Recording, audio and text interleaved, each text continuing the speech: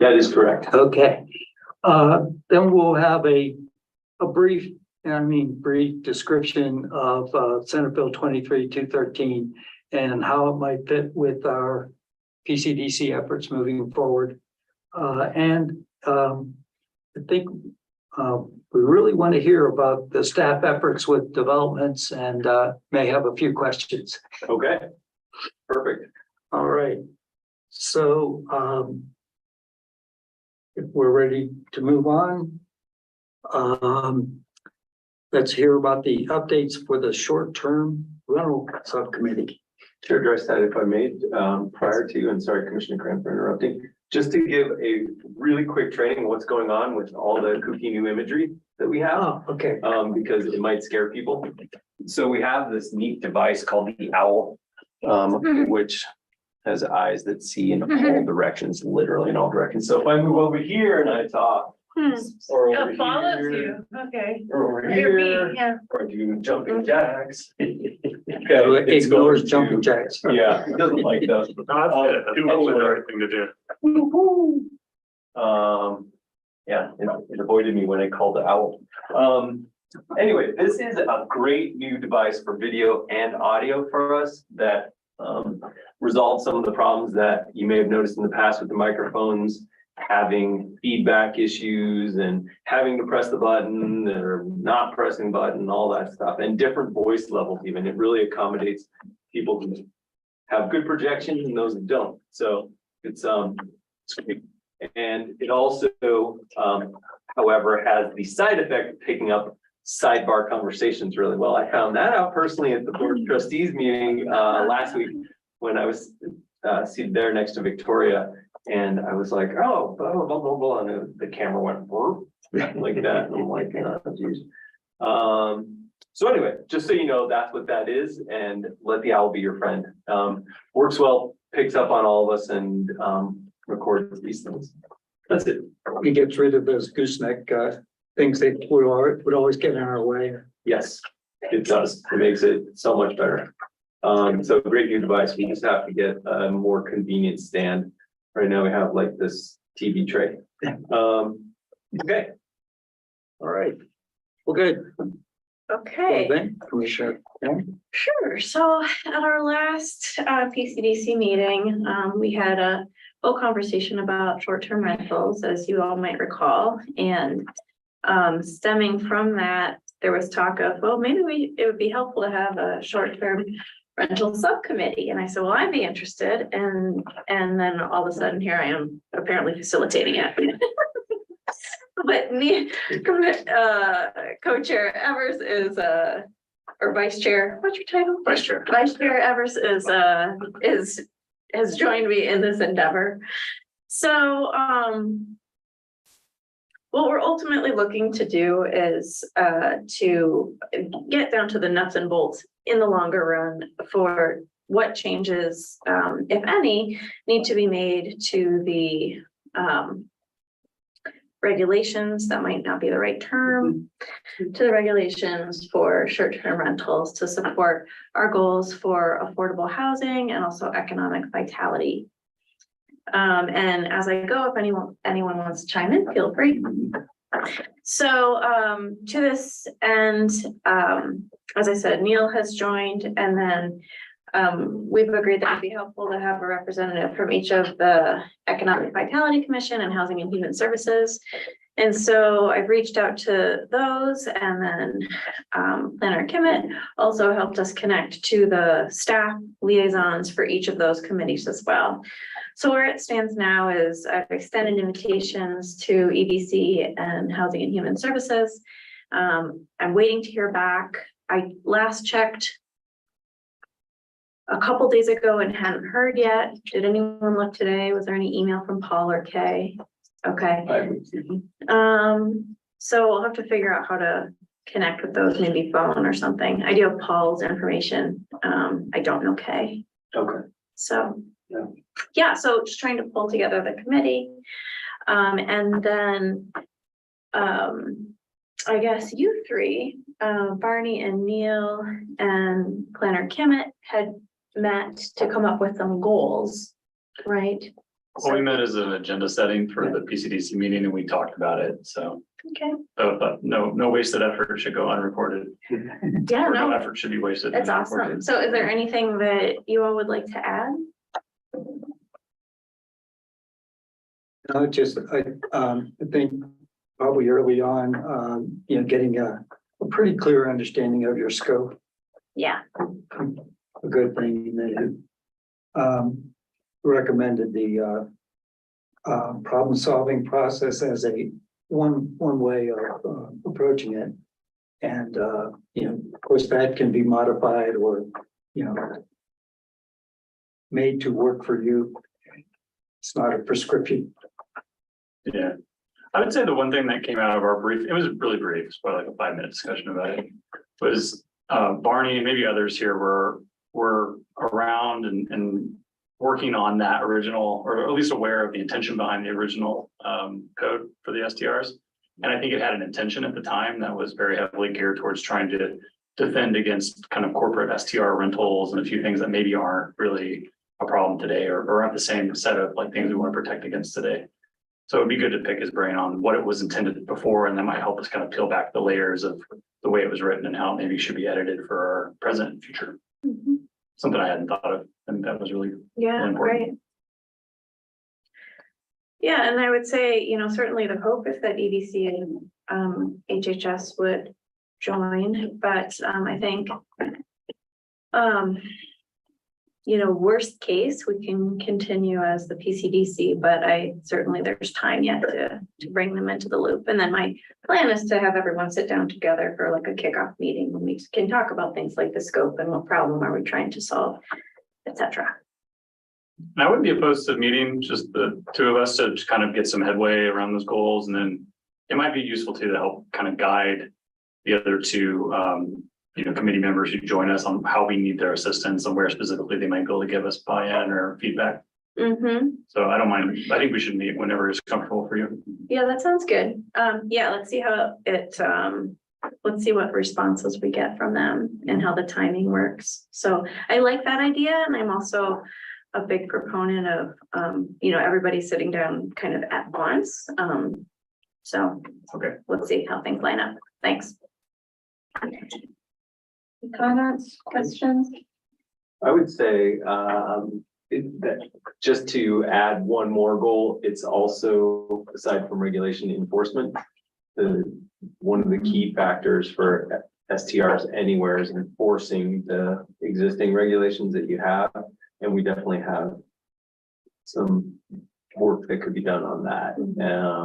There were some solutions given to us by Mitch Hendrick from DOLA on possibly including that. And I have spoken with Finance Director Cassie Eystone a little bit about that. And she and I believe Town Attorney Dittman were working to come up with a plan for Airbnb and VRBO so that those two organizations would be able to help our enforcement mechanism by preemptively charging the lodging tax and also forcing any STR to prove that they are registered with the town.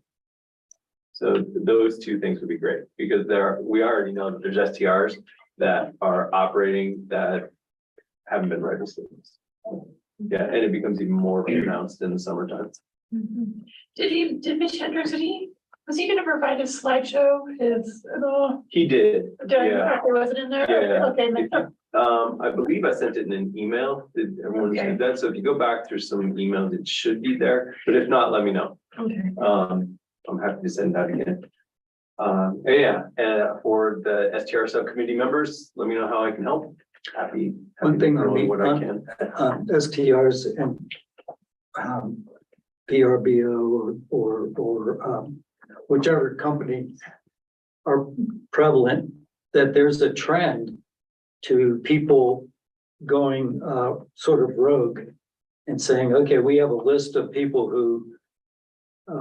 who've used us in the past, and so we're just working with that, and we don't go through any companies because then they're not subject, they don't think of themselves as subject to any of the rules or have to pay tax. There's definitely ways around it. Like you can always find an escape route, but like VRBO and Airbnb are kind of clearinghouses. Yeah. That we could hit a lot at least. We'll never enforce everything. Right. But- And they are like, no, I just ran, a friend of mine owns a condo in Silverthorne and she hates Airbnbs. She wanted to go up during the holidays, but they haven't, and people, they have an Airbnb above them and a below them and her husband, even them rent their condo only at the very highest time peak periods, Christmas. And they're in ski season. And it sounds like it's kind of like, yeah, they use Airbnb but scantily, just kind of sort out, so just enough. I mean, it's the first way people go to get known. And then I guess if you have like a place you like and you know the owner, maybe you can operate off network, but I know like he's one of those people who will only rent, that's why I wanted to look back at the slideshow, because like I want to know what Summit County was doing, because that seems like the perfect example of lots of rogue Airbnbs where people are just, Oh, for sure. yeah, and how it's in a place where obviously like Summit County housing, affordable housing for workers, is anyone is. Well, and to your point, Debbie, I think it'd be interesting for this committee to discuss certain times of the year. Yeah, like exactly, yeah, Festivals and yeah. is there ways to have different rules for those 2 weeks? just Yeah. to encourage, and I think it's really an interesting conversation with the EBC to say, hey, if we had more people staying in town during those 2 weeks, would that juice the economy and will we see residual benefits and so on and so forth? How can you work with the copious amount of venues that we have for weddings and things like that to acknowledge those seasons, even if it is like a common wedding season time or something around their bookings, which I don't know if the EDC can provide some support with. It's but- right here in front of me. Sorry. Yeah, there was about 5 years ago, there was what was called an economic impact study. That's what it's called, economic impact study. That was done and it identified what days of the year various things were happening and what the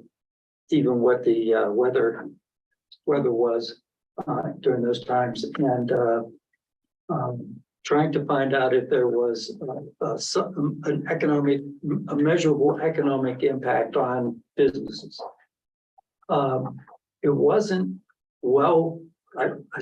it wasn't heavily received by the business community because they kept thinking that the town was going to know what they were doing, kind of thing.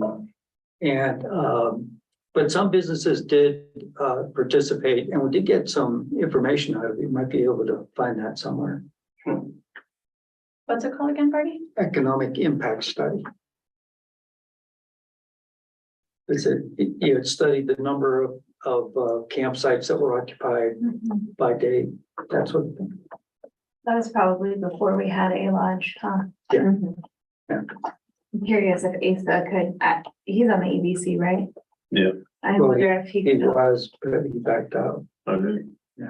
I know he was just at the last meeting, Oh. unless he backed out really, really recently. So he may have come back. I know he might have taken a small paternity leave because he just had a baby not too long ago, but I just wonder if he would be willing to offer some insight on that. Yeah, he has been very good with that. Yeah, definitely. That's a good suggestion. Dave, is there some kind of protocol for communications and connecting with, say, Kay? Like, does that best come from the staff member to, call her and say, hey, this is what's going on? Or does it best come from me to call her or some other way? Yeah, I don't think there's a protocol, like I wouldn't go like throw a rock at her window, but like you might. I can facilitate just an email between the two of you so that, and also Commissioner Evers, between the three of us and her. I did bring it up to her in conversation. I had a conversation with her last week. And so she knows about this, and she was excited about it, so. But Okay, yeah, let me do that. I just took a note to do that. So tomorrow I'll send out an email. great, thanks. Yeah. Okay, anything else about STRs?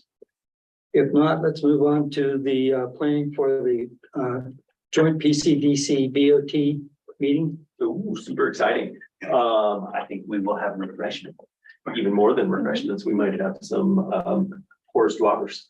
So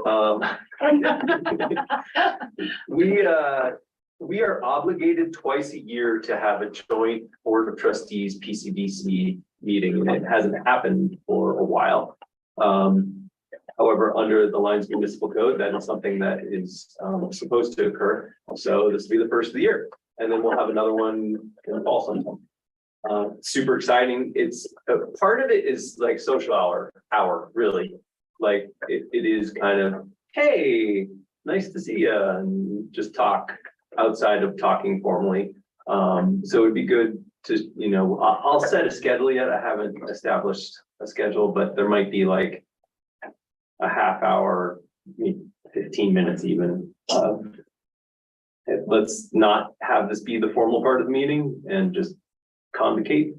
And then there would be a joint session of the PCDC and the Board of Trustees, and the topic for that particular workshop will be annexations.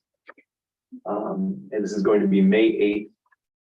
So it's during a regular PCDC scheduled meeting, not during a regular BOT meeting. Probably in the fall, we'll flip it and we'll have a joint meeting where it will be during a regular Board of Trustees scheduled meeting.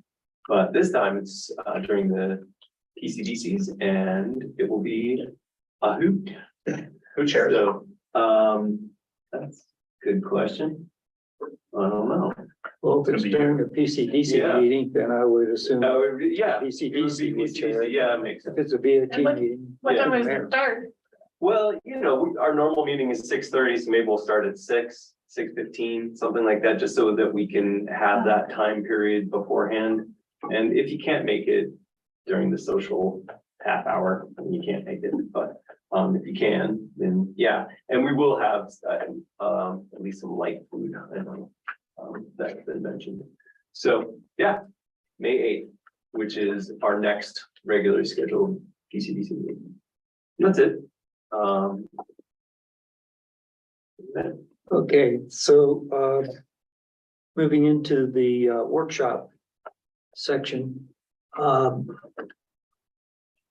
We have this list of IGA related documents and planner committee, if you could sort of describe why we're interested in this list right now, what the timetable might be, and what the PCDC's role and involvement will be. That sounds great, Chair Dresta. If I get my presentation going here, I will be able to, oh, I promise, I will get this, but let me see why it's not performing like a slideshow right now. Come on, you can do this, computer. This is my brand new computer too, so it needs to step up to the plate. Slideshow. Well, user error usually with new computers. No user error. All right, bear with me just a minute while I make this manifest. Okay. I think what has happened is that let's go back to here.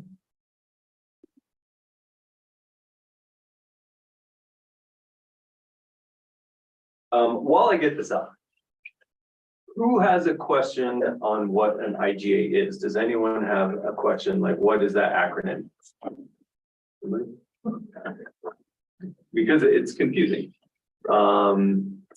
Is it, It's a nice definition in one of your documents. I yeah, guess your workshop. it stands for itinerant gregarious ascots. It stands for Italians grab Albanians. It stands for who knows. It stands for intergovernmental agreements. And what I think is oftentimes overlooked is that intergovernmental agreements are many and manifold. There's not just one. We tend to talk about intergovernmental agreements as the intergovernmental agreement. And I'll get to that here. There we go. All right, just a second. As soon as I can open this bad boy up. 224. I guess while you're bringing it up, Yeah. I perused your slide just like really briefly, but I Yeah. didn't see this. Who usually begins an IGA? Like which entity reaches out to the other entity? Does it always come from the county down to municipality? Does it always go the other way? Does it just depend on what the issue is? That's a great question, Vice Chair Evers, and it can go both ways. You're right. Yeah, It's not necessarily like, oh, it's always town initiated or it's county initiated. It's not by, I guess, a hierarchy of government structure. Could be by either or both parties. Okay. Yeah, in the end, it's an agreement, so Sure. obviously it's all parties involved agree to this. A good example of those, like, when I was at RTD and CDOT, they had to have created a governmental agreement to build the light rail line along I-25, the T-Rex light rail line. And when they did that at the local, state level, the federal government has oversight on all that, because you have to follow federal regulations, and so that forced the Federal Transit Administration, Federal Highway Administration to create an intergovernmental agreement between, even though they're both federal government, they actually had to create an intergovernmental agreement between the two agencies to work together and do oversight in the project. Does that make sense? So it's just a memo, basically. No, well, no, it's more than it's a legal document, and the lawyers are, they know, Okay. it's a full, I know, it's not just, no, it's a full, but no, actually, it's. Yeah, oversight yeah, I didn't actually read it, I won't say, but I had no interest in, but I know that it was done. Because funding came through the federal government and they had enforced it at the higher level, so. Okay, my apologies, everyone. Can everyone see that? No, they can't. It's not sharing. All right, let me try it one more time. And then I might have to go about this a different way. What's up? Into share. Yeah.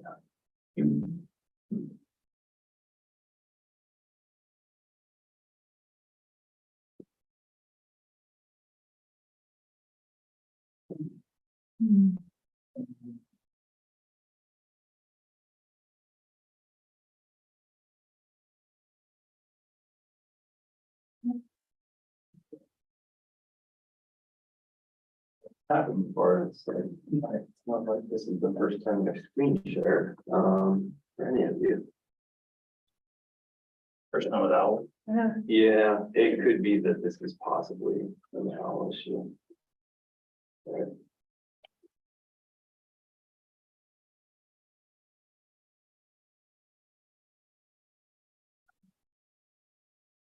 Okay. My apologies to our active audience. We don't have anyone in the audience, so what I will do is, I will make a declaration, in case anyone is listening. Please feel free to reach out to Town Hall, and I'd be glad to share this with any members of the studio audience who cannot see what I am attempting to share. However, I will be able to share this on my screen with everyone up above here. So without further ado, let's start. Okay, so you guys can see this. So PCDC intergovernmental agreements. That's what IGA really stands for, intergovernmental agreements. And like I said, it's oftentimes confused to, and understandably confused to mean only one singular IGA. Whereas Lyons as a municipality has multiple IGAs. We have dozens of IGAs. I mean, many more than I realized until I started doing the research on just how deep the IGA list goes. I'm not going to go into all of them. I'll mention a few once we get to the next slide. But first, I thought it would be appropriate to share the definition of an IGA from DOLA. This is straight from the Department of Local Affairs. And I think it's pretty important to read this out loud, which I did for the Board of Trustees during a similar workshop. An intergovernmental agreement is any agreement that involves or is made between two or more governments in cooperation to solve problems of mutual concern. Intergovernmental agreements can be made between or among a broad range of governmental or quasi-governmental entities. So it doesn't have to be like Boulder County as a true government. It can be a quasi-governmental agency like, would be a good one. Housing authority. Yeah, like a housing authority or a water authority that has governmental powers, or a ditch company even, which has quasi-governmental powers. And we do have intergovernmental agreements with ditch companies. Governments use IGAs for cooperative planning, development review, resource sharing, joint planning commissions, building inspection services, and more. So that broad brushstroke what an IGA is. It can be a whole lot of different types of agreements. If we get into some examples that Lions has, this is a really parsimonious list that I culled from many others that I found. The Lions Urban Renewal Authority. I didn't realize that we actually have an agreement with them as a quasi-governmental organization. They are not the town of Lions. The city of Longmont for water treatment services. Everyone knows we get our water from Longmont. Well, we have a special agreement with their water department. With Boulder County and the town of Jamestown for bear safe trash receptacles. If you haven't heard of that, that's a recent one that the board signed with Jamestown and with Boulder County for this grant that is going to provide bear safe trash receptacles for certain neighborhoods in Lyons and Jamestown, which is great. With the Lyons Fire Protection District, there's another quasi-governmental organization, Lyons Fire, or how about the library? Another one, the Lyons Regional Library District, another quasi-governmental organization. With Boulder County, and the Boulder County list is really deep. These are just a few. Land use rights, which is the IGA. Then CEMEX land planning, we have a special CEMEX IGA, not just the I guess standard land use IGA that we have with Boulder County. Opioid monies, that was another recent one that was signed by the board. How will the town of Lyons and Boulder County, or what share of the monies will Boulder County divvy up to Lyons? And we have an agreement with that, which I'm sure Mayor Pro Tem could speak more to. And the sheriff's office substation, we have an agreement with the sheriff's office to use the depot. Elections, we have an IGA with the Boulder County Clerk and Recorder to hold elections. The Housing Authority. CDOT has a lot of different IGAs with the town. We have an IGA on being able to place signs and furniture along Main Street. That's a build IGA. So there's different forms. And there's so many more. So anyway, not to nauseate everyone with how many types and the profundity of IGAs, but there's quite a few. The big one, the one that we're really concerned about is the IGA regarding land use rights. So this is one that will involve the PCPC and the Board of Trustees and citizens as a whole. This is the one that essentially regulates how Lyons will be able to utilize land within its planning area for the next 10 years. Our current one, before I get to that, I do want to mention that first bullet point. It is novel. There are very few counties in all of the United States that have a intergovernmental agreement approach to how land is used with municipalities. Typically, it's the other way around. Most often municipalities say, well, we want to annex this and this and this and this and this, and that's what they do. And, it's kind of a hodgepodge, but organic way of how cities grow. Boulder County, 1978 came up with this, kind of upended dynamic where the county is has come to agreement with its pertinent jurisdictions to regulate how they can annex land. For better or for worse, there's good things about it in that Boulder County has open spaces. We have agricultural open spaces between all the towns. And that is a function of some planning that goes back to that time period. It's definitely not everywhere. If you go to Weld County or Larimer County or pretty much any other county in Colorado, you're not going to see that. You'll see more like jurisdictions fight over annexing of land. And you end up with a whole bunch of kind of exurban 1 to 5 acre parcels that end up chopping up all this ag land that was in large parcels into tiny ones. You know, these kind of small hobby farms that fence off land. So it's good, but it also has its negative sides in that as a jurisdiction, you don't really have the ability to annex land as you are allowed to under state law.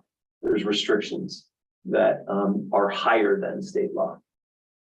Our current land use IGA dates back to 2012. It expired last year. It was good for 10 years. We extended it by a year. We have until November of 2023 to come up with a new one. Town Administrator Simonson and Mayor Rogan, myself, are going to be working on it heavily, but it's a short period of time. Victoria Simonson said typically this would take like 9 months to a year, and we're already down to like about 6 months. So it's going to be compressed. And what it boils down to is I guess dictates is what I use. I guess that's a good word. What areas are potentially annexable and what areas are set aside for land preservation. So there are going to be, stemming from this agreement, there will be areas that the county and the town will say, okay, you can use this area for potentially annexing, a municipal influence area, it's called. That is within your 3 mile boundary. If we go back to the 3 mile annexation or 3 mile planning area, that is something all towns enjoy under state law. Within this 3 mile planning area, we have agreed with Boulder County that this is set aside for municipal influence. You can potentially annex. This is set aside for rural preservation. That's the other term, rural preservation. So the 2 terms to know, rural preservation and municipal influence area. Don't conflate municipal influence area with having to annex, because you don't have to annex. It's not like we're saying, and I think a lot of people fear that, is that, oh, it's in the municipal influence area, well, you're going to annex us. That's not the case. It just means that there's a potential, should the conditions arise, that it's, you know, advisable to annex, and the landowners want to annex. We're not forcing an annexation. With some exceptions, there's a caveat for enclaves entirely surrounded by a town. Those can be forced annexations. Anyway, it's where we have the potential over the next 10 years. The thing that can get really hard about this is that it's 10 years long. And that is, it's hard to plan for 10 years. I mean, think back 10 years ago, what Lyons was like 10 years ago. And imagine it now, like it's really hard to fathom what we're going to be like in 10 more years. And the land use pressures will be under. 10 years ago, there was not land use pressure for affordable housing. Like it might have been seen as somewhat unaffordable, but not like now. Like it has changed so much of, you know, affordable housing in my entire lifetime in Colorado has never risen to the level of interest that it is now. So In the last 10 years, we've also recovered from a flood, like And- to a T. totally, yep. And you know, you can't plan for natural disasters that might, well, you can try to plan for them, but you can't anticipate the repercussions of the natural disasters and how that could affect your land use. So great point, Commissioner Copeland. So yeah, before I move on, any questions on this slide? You want to mention anything about the interaction between IGAs? And then particularly in relation to land use rights, the Cemex IGA and the Boulder County IGA seem to have a lot of overlap for addressing it. The Cemex one sort of adds to all of the restrictions in the county and town IGA. Yeah, it does. Yeah. That's a fair point, Chair addressed that. So the CEMEX IGA, I'll get to that one in particular in a minute. It just is like a higher level. It's essentially takes the normal IGA and then adds another layer of detail to it. So then that becomes a three-way IGA, right? No, it's not, CEMEX is not a part of it. CEMEX isn't a signatory because they are not a government. This is just between Boulder County and Lyons on how we anticipate utilizing CEMEX's land in the future. They could be consulting during the IGA because it is open to discussions like any intergovernmental agreement is open to input from citizens or from corporations or for whoever, but the agreement is between the governments. Question. Yeah. So yeah, Boulder County has a stronger fist on maybe land use development in the county versus other counties. Yeah, I mean, I think about where I grew up, I'm from Virginia suburbs of Washington DC, and yeah, you could just annex land, and I think the county, I don't know, seemed, more hands off. I mean, in Lyons, I mean, like, for example, Netherland decided not to participate in the Boulder County IGA, right? They're undecided. Undecided, okay, to say, well, if Lyons decided just not to, they don't get certain protections from Boulder County, I mean, what's the consequences, let's say Lyons doesn't? Like, We don't have to. Yeah, that's an alternative.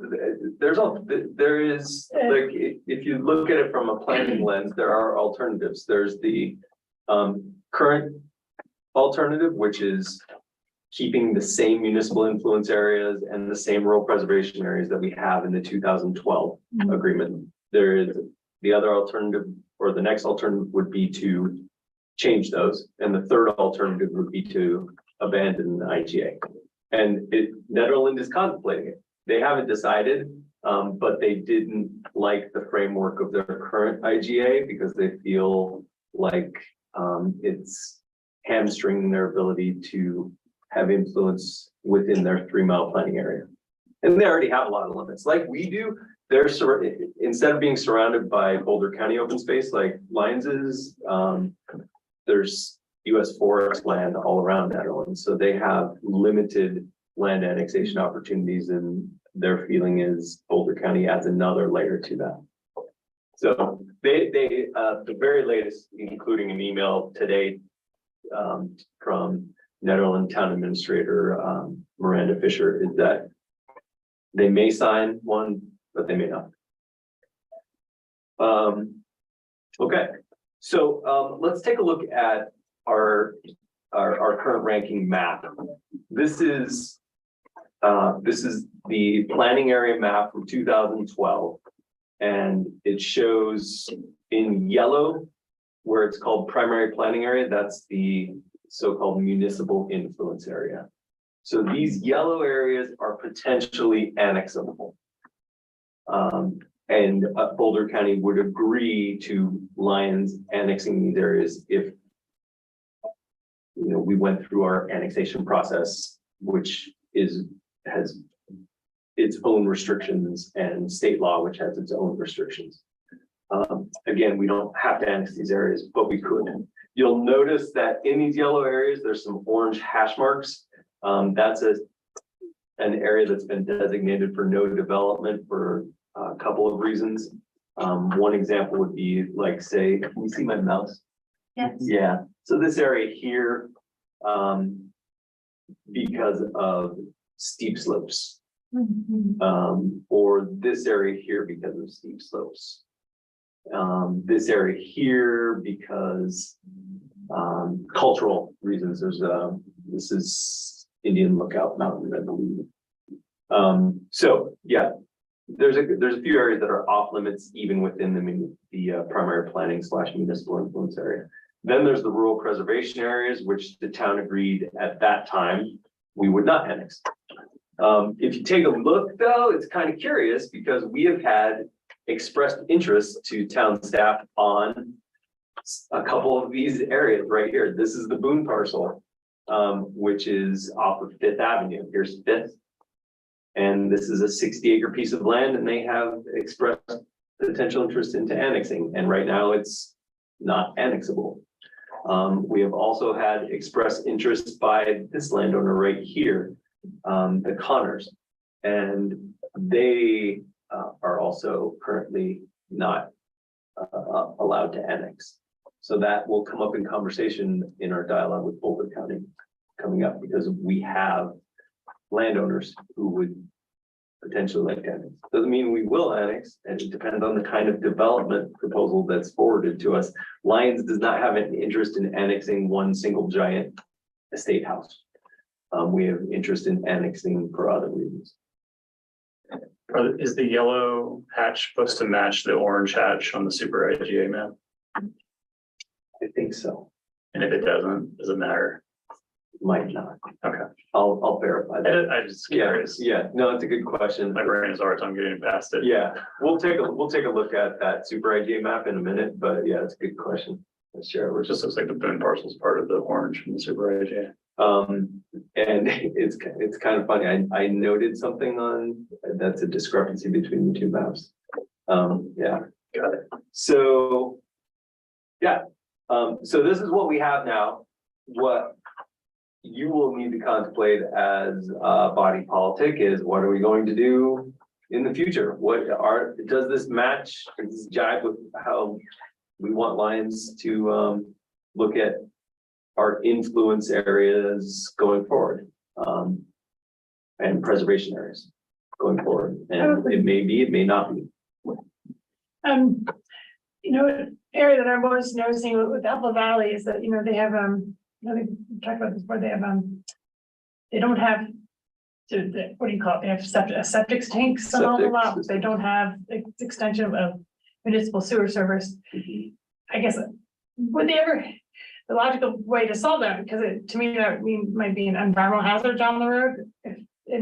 Or is that a possible, what it is, I don't know, if they could be forced, would they be almost forced to, I don't know, to me, that seems like an environmental problem. That would they be forced to annex? I mean, I might be thinking Right, incorrectly, but yeah, no, I see what you're saying. but that's, you know, extending infrastructure down that area was pretty expensive. I know, unless, I guess that's where you get like federal grants and help to, Yeah, to pay for things like that, to me, it seems like. Maybe, we, interestingly enough, so it's a curious question you brought up. Yeah. Director of Utilities and Engineering Kaplan was talking to me a couple weeks back. This is Groover Road. If you're familiar with Groover Road coming off of US 36. And they're not a part of the town of Lyons, but they're all on septics and they're small lots. And they inquired with Director Kaplan about, could sewer be extended to us? For the reasons why you're outlining. And, you know, that would be atypical from what we do because they're not incorporated. So they would have to form probably some sort of sanitation district where then we would come into an agreement with them. There would be an IGA. and then, Another one. you would have probably need to be able to afford it, you probably have to get federal funds or something to get. There would be some cost, or they just have to pay directly. I mean, they would have to pay for that because it's in no interest to the town Yeah. to provide that. Yeah. And it wouldn't pay for itself. So, yeah, but that's what you just said is actually real. So, yeah, let's move on to the next slide unless anyone has other questions. So we have, as Gary Drystat mentioned, the CEMEX specific IGA. This is a really curious one. And CEMEX was high and mighty on our collective radar last year, and it will probably continue to be that way. But there's this IGA that is also expiring or has expired and has been extended because it's dates from 2012 too. Actually, so no, it doesn't expire. I put it in a bullet point. Sorry, it doesn't expire until 2034. This one was good for whatever reason for 22 years. But like my second bullet point mentioned, it doesn't mean that it can't be renegotiated. If it's of interest to the town, we could have a discussion with Boulder County that we don't like the terms of this IGA and we want to renegotiate it. Whether or not they would think that that's okay is hard to say, but there's no reason why we couldn't have that discussion. The kind of weird thing about this one is if you look at what we're allowed to annex directly and utilize, it's the plant. It's the kiln. Obviously that is a site that will need heavy remediation from decades of industrial use. Everything else, the green, or not everything, the majority of everything else, this green area is rural preservation. And this purple is also another type of preservation area, probably because it's contaminated by coal. This is like where coal ash is and the coal piles and some mining. Then we're allowed this area, this striped area for municipal facilities, which was for sewage treatment. It's not for development. So it's really a pretty limited IGA as far as like, well, we don't have a lot of reason to want to annex this outside of tax purposes. Like there'd be a lot of tax money. But like for land use for us, no. But for tax money, that means we need the plant to keep running. So we'd have to be like, yeah, there's a lot of dollars that'll come in if we keep this plant going. So something that we will have to contemplate if we want to make changes to this. I could be crazy, but I was talking with Michael at some point in time, and I thought I understood that once they were out of there, that somehow they had to bring the land back to its. Oh, super fun, that's the super fun, where it's like a super, you go back remediation, but is what you're talking about, yeah. Yeah, and the area north of 66, the mine Yeah. itself, they have to do that within 3 years of closing, I believe. So I'm guessing they've started that already. They have to Downflats. return it back to natural Okay. habitat. And the hashed areas, you mentioned, sewer plant. But is it possible that something else that would be municipal utility could have? Absolutely. For example, a solar A farm. solar farm, yeah, it's a great spot for a solar farm. Our electrical line from Longmont comes right by there. So, yeah, or not from Longmont, from Municipal Electric Association of Nebraska. So, yeah. just very briefly, what would have to happen for that to be a possibility? To become a solar facility? Yeah. We would have to annex the land.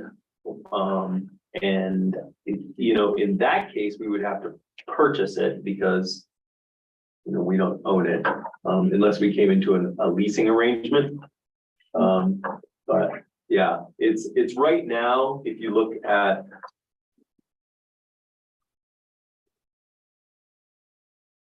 this map.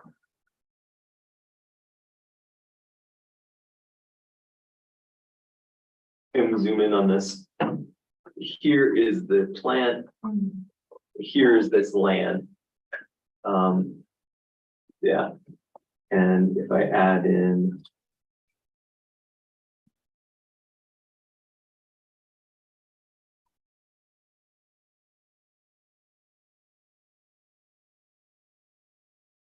Okay.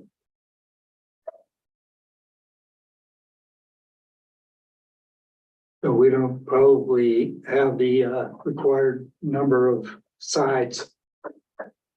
Yes, the 1/6 contiguity, Yeah. but we could do a flagpole annexation. I mean, lots of jurisdictions do that. So this is one part of it, and it's owned by Cemex, so we'd have to purchase that land. And the other part of it is this right here, and it's also owned by Cemex. We'd have to purchase it or lease it or something, but that's an idea, is that a solar facility could go there, and it's a pretty good idea, because you get a much bigger one there than you could have at Bowen Park. It also gets into our agreement with Mean, though, our electric provider, which has very limited bandwidth for us to add solar, unfortunately. we have to renegotiate that IGA. I like the acronyms. Yeah, isn't that great? Mean, what is, and they're kind of nasty. No. Yeah, they are, they're- They love coal, so I don't care if they're listening. So, yeah. This is, something to think about as far as this particular IGA goes. It doesn't have to be, just be a sewage treatment plant. That was the thought in 2012, and of course, we've built one since that time. This one isn't up for debate anytime soon, right? It has to be renegotiated if we want to do anything with it. That's right. Do you think there's leverage with our current one up for Yes. renewal that we should consider? Okay, you're probably getting to that. Great question. No, that's a great comment. Comment. Yeah. We have some leverage right now because we are in the the more broader land use IGA. We can certainly broach things, especially if the PCDC and the Board of Trustees says, hey, we'd like to talk about our CEMEX IGA right now because we don't like it. So things to noodle on for sure. And if it comes to the point, in the coming weeks, few months, that the PCDC feels they need to issue a resolution on any of this stuff, or at least give me direction, please do. Okay, so the next slide, this is the super IGA that you mentioned, Vice Chair Evers. So this is, this shows all of the intergovernmental agreements between all the jurisdictions in Boulder County. And you can see there's not a big gap between Lyons and Longmont right here. What is the gap? Basically, it's CEMEX. But Longmont has this rural preservation area that is pretty large, and a lot of it has this hash mark that limits their ability to annex for reasons outside of Boulder County, and Longmont have agreed not to. There's sensitive things that have been determined in those areas. So, a question came from the Board of Trustees when I presented this, like, well, what about Longmont, coming all the way up to the border with Lyons? I don't see that happening. It's possible. There's always a possibility that they could do some creative form of annexation north of Highway 66 and make their way to the west. But it's I would say it's not super likely. We're not as impacted by municipalities running into each other as the southern portions of Boulder County. Yeah, Commissioner. So is the county's objective then with this really about connectivity of like green space? Yeah. And so that's what's driving their perspective. And so I think having been with Dave in graduate school and having this conversation with President, Boulder County didn't want to have like US 36 between Boulder and Lyons become a really long strip mall. Basically, they wanted to have, they didn't want, they wanted open spaces and agricultural land, open space, even in form of actual open spaces that are publicly for public use, as well as just agricultural land, and the character maintains that we didn't become kind of that's been their goal, and the natural environment and as well, For sure. So then how does it work if, say, we wanted to annex land, that we being the town, and some of it was for the purposes of, open space, but it's in a rural preservation, are those types of areas negotiable? Like, we're within the spirit of what the county is trying to do, but it's technically rural preservation. So can it still be annexed if it meets the intention? Not if it's designated as rural preservation, but we can ask the county to take areas out of rural preservation. That's within our prerogative. And that's essentially what we have to decide. Like I mentioned before, there's 3 ways we could go: keeping what we have, changing what we have, or abandoning the IGA altogether. Okay. So that will be up to the PCDC and the Board of Trustees, because you will be all involved in that decision-making process. The Board of Trustees obviously will be the signatory to it, but your influence as the planning body will help them. Yeah. So, yeah, Boulder County's ideal was to keep these buffer spaces, so each municipality was distinct, like Commissioner Scott was mentioning. It's like, this keeps every city having, instead of being a blob of suburbia, different.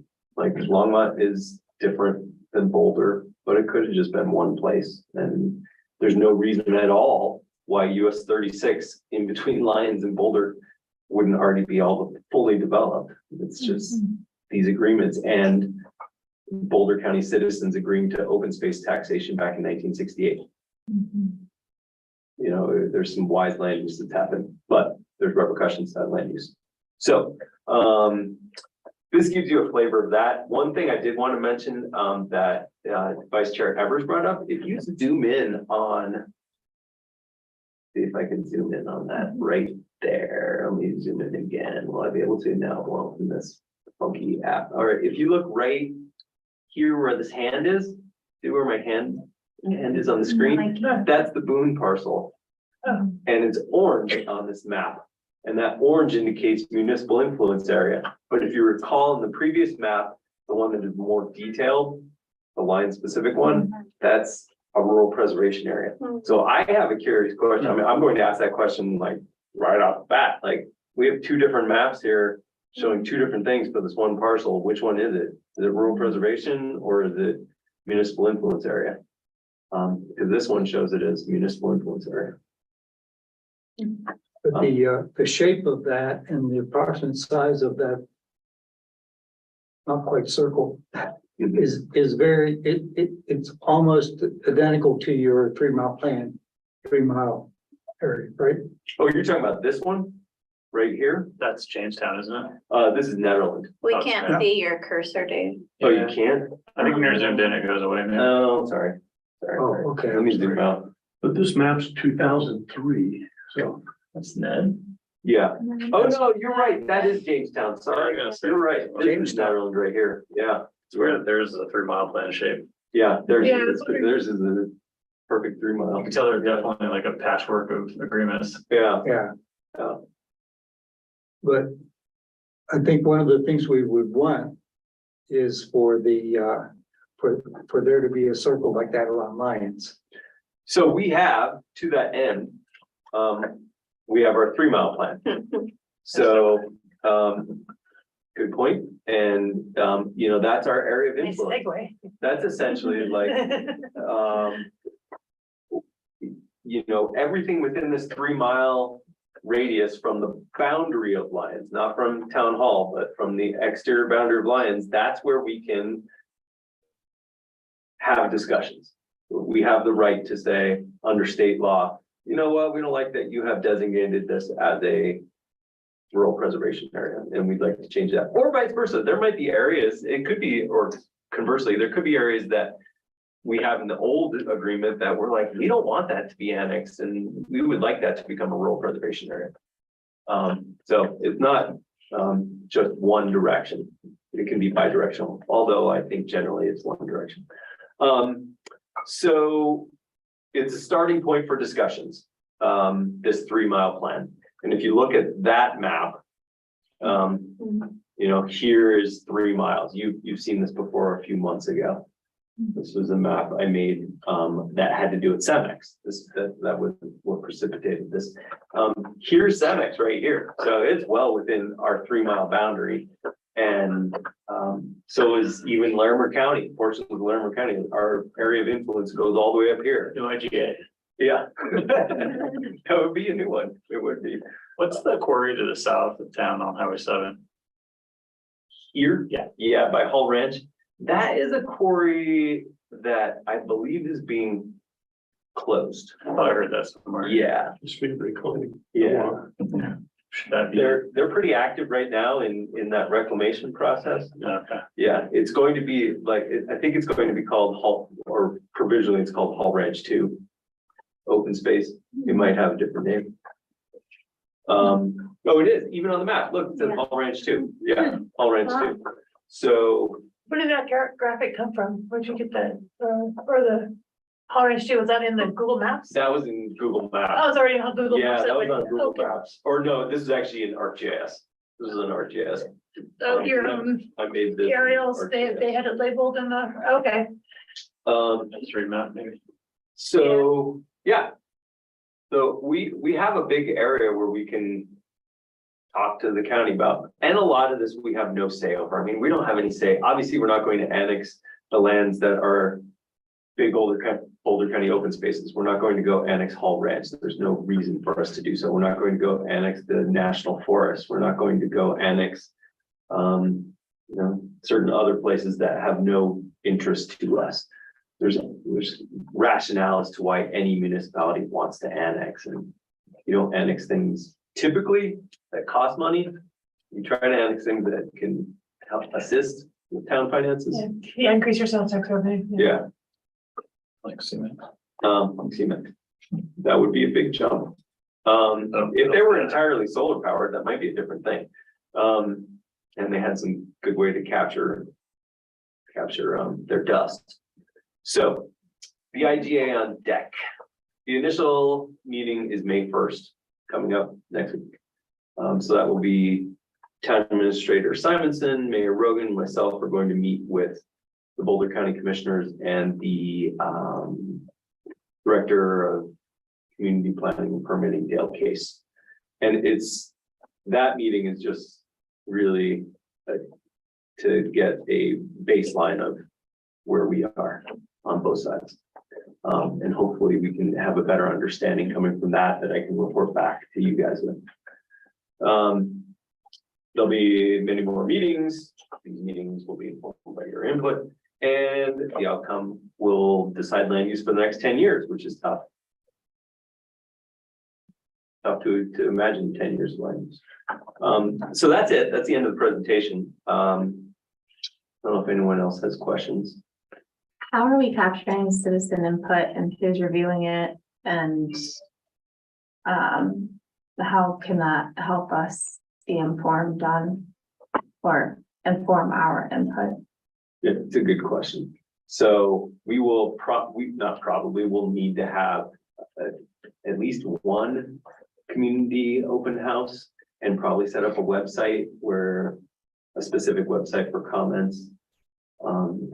With a map that can be like, you can toggle on comments. Yeah, this is where I'd like to see, where I'd not like to see. Because not everyone likes to go to community meetings. And so it's easy enough if you can do an email blast and tell everyone, okay, you might not attend this community meeting at the library, but if you'd like to just write us an email or post on a map where you'd like to see things. It'll never be as broad of a reach as would be great to get people's comments on how you want to see Lyons area land use for 10 years, just like the comp plan.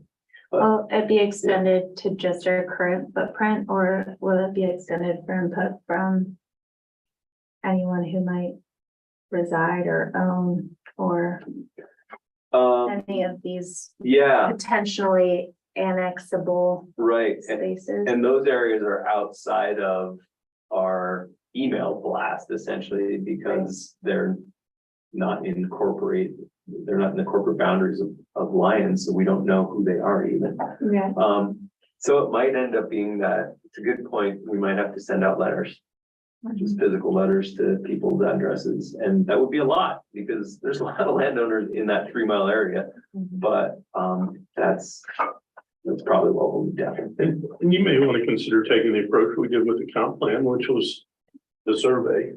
And we had half the citizens to respond, and we included not just town residents, but everybody else. Yeah. And the first question was, where do you live? Like in town? Anyway, because I do think, because there was a lot in that survey that people talked about annexation. And I think it's an interesting discussion to say, because personally, I think those ones you cited, I don't know how they could pay for it, unless you put 60 homes up there. Oh, you're talking about Groover Road? Well, not Groover, but the other, the 60-acre plot. Oh, Yeah. Anyway, so I think getting town input is important. Or citizen input. 3 mile planning area covers a lot of ground. But I'm wondering how big of an effort you expect this to be. You know, we're really just talking about a few parcels where there's some questions about changing the designation, or is this a more mass effort? I think you're right on in both statements. It is probably not going to be a whole host of parcel changes Yeah, that will stem from this agreement. I foresee a couple because I can think of a couple I'd like to see changed. But there probably won't be a wholesale change unless we just abandon the agreement altogether and decide that we can't come to terms with Boulder County for whatever reason, like Netherlands. Which that could be. The other part is though, I do think we have the obligation to reach out to everyone. Because if we don't, then that could cause its own problems. I was not informed that this was happening. And I'm within your 3-mile planning area and you planned without me. Since these only come around every 10 years, is it possible to see what we had prior to 2012? I would just be curious to see what they jumped through or what they jumped to before that. I think it's a really good question. The documents exist. I haven't seen them. I've seen the 2012 like written agreements. Those were part of your packets actually, Yeah. were the actual written agreements, but I haven't ever looked at 2002 or 1992. But nobody was even alive back then. So. Yeah. I think something else to consider that is also impacts our 3-mile, if we're gonna go out to our largest circle, trail access. There's a lot of people that are interested in, so maybe not so much annexation, but agreements with Boulder County that we will have some element of trail access. Just connections to certain areas. And that would be included in this IGA? It could be Could be. included in this IGA. Okay, And there's been a lot of pushback from Boulder County Open Space, yeah. but maybe there's something within this IGA that can come to an agreement. So what, Boulder County Open Spaces had a pushback against these connections, or just, they think too much traffic, was it too much people using it? There've been multiple reasons that, like, if we were to use the Corona Hill as an example. They've come up with multiple reasons why they just are not gonna consider it. And yet it's not that. From what I understand, it does not necessarily have to be that complicated and Eagles won't be impacted. Okay, so that, I read it. the transportation planner in me is like, oh, you always wanna try and make connections, but that's just. Well, this no, is that's open actually, space, okay. that's actually somewhat of this, Yeah, it's because cyclists go on 7. exactly, So from a that's, safety standpoint, you can get a whole lot of people. yeah, but the open Off space, you of got, that so side. yeah, it's preservation and Yeah, protection. and I don't know if it's relevant, but when we went through the CEMEX negotiation, as you may recall, Boulder County Open Space declared they were gonna, they had already cut a deal. Yeah. And then the commissioners came forth and said, no, you have no legal right to do that. So Right. I've seen a level of arrogance from them and like Corona Hill. And so doing it via the IGA, I think is a smart move because then it's really at a commissioner level versus Boulder County Open Space. Exactly. That's very true. Yeah. So just I know that that is something and that has come up and it is in the comprehensive plan Yeah. specifically. Although I do know that there are people on the board of trustees and maybe in staff also that are not interested in that being on the table to negotiate actually. So there could be some internal within our own selves that aren't sure that that's worthy. So, just keeping that in mind. No, that's a great point, but, yeah, Mayor Pro Tem. So, this actually shared, so people can actually see this. Why my PowerPoint wouldn't share, I don't know.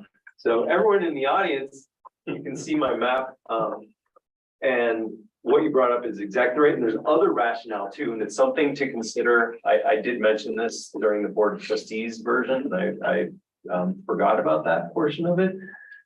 If we zoom in on these particular parcels, so here is the Boone parcel, this one, and this is the Connor parcel, this one. I had a meeting, week and a half ago with the, heirs of Jonathan Connor, who owns this one house here. And, it's a lovely 7,500 square foot house that is, they want to potentially annex. But we don't have an interest in annexing a single giant house. It doesn't financially make any sense for us to do so. So, you know, I 2/3 of this land is mountainside. If you've been here, here's Long's Peak. You know, and here's the social trails that go to the cemetery and one that goes to their property that I trespass on. And I told them, I came over here one day and I realized I wasn't on public land anymore. And they were like, oh yeah, people do that all the time. Anyway, they potentially want to annex, and about 1/3 of this land here could be with some heavy civil engineering developable. But, you know, I expressed to them, we're not really interested in a couple of houses, even, this would have to be some sort of denser development to make sense for us to do this. And, you know, she didn't really bat an eye, including possibly tearing down this house. So it's not out of the question. Then there's other reasons to annex, and it's not just housing. It's like what Mayor Pro Tem said of trail access. And there's been a long talked about ring trail around the north side of town. Now it's stopped working. So anyway, here we go. Around the north side of town that goes into, this is all Boulder County land, mind you. This is not Town of Lyons land. There's also a lot of conversation that Director Kaplan has had in my time here about water pressure issues. We have water pressure issues at the top of Vasquez and at the top of Horizon and even up Steamboat Valley Road here, because it's above the blue line. These properties were actually built above the line where we're not supposed to build in elevation. So it would be great to have some water redundancy, not just for the residences, so that they have higher water pressure, but for firefighting purposes. And a trail could be something that is twofold. It could be a pedestrian bicycle trail, but it could also be an emergency access trail that was made into like a road that had limited vehicular access. So there's thoughts beyond only, hey, how can we develop this? There's also some other things that might cause Lyons to want to annex land. And then just one more thing, our ecology board has been pretty, and other citizens adamant that we don't want to build above the blue line. You know, and it's not just because of the water aspect, but it's our vistas as well. So, you know, those are some things to keep in mind too. We do have that would help qualm some people, and you're probably aware of this, Mayor Pro Tem, but we do have ridgeline development standards that are codified. So if it is a really visible literal ridgeline development, there's some obligations on how that will be constructed. But fair point. Yeah. So yeah. So these are things to think about as we continue down this IGA journey. Anything else? This time or move on? This is one of those sort of document dense, lots of reading. Oof. How can you hold it all in your mind kind of things? But I think being aware of it and planning committee, if you can sort of give us plenty of notice of when we should be studying up on any aspects of it so we can intelligently participate, that would be a good thing. Yeah, happy to do so. It's it's a lot to contemplate, for sure. And when I know more, like after our May 1st meeting, I'll have hopefully a lot more insight, because right now it's all conjecture. Obviously. So just as a question, the Connor property, they were interested in annexing just because, or Yeah, Okay. yeah, My- just My because, friend, a friend of my daughter lives on Horizon Drive and you can look right out their back window and talk to her. And it's about it, and it's a beautiful house. Oh my gosh, that's a pretty nice house. You have to take the bridge just to get on the driveway, just to get. Yeah, they have- I mean, they have their own private bridge. Yeah, exactly, okay, yeah, Quick question, Yeah, is the intent of this presentation then just to kind of plant the seed and expose us to the idea so that when there's updates coming, we'll be ready to have conversations? Yep. So no real actionable items right now. nothing, no, workshop, edifying, Perfect. that, yep, no action to be taken. All right, Okay, so any other questions or comments around intergovernmental agreements? If not, we can go on to talk a little bit about Senate Bill 23-213. It's been a bit on the news lately because Governor Polis has really put a lot of his weight behind it and he's really pushing it. But then the Colorado Municipal League and the almost all of the associations of municipalities are opposed to it. And some of the features are that in effect, the state is saying it's a combined statewide and local concern. And that becomes an arguable concept because the municipalities say the state doesn't need to get involved. We're doing just fine. We're doing what we need to do through our planning, and we don't need the state to dictate to us all these things.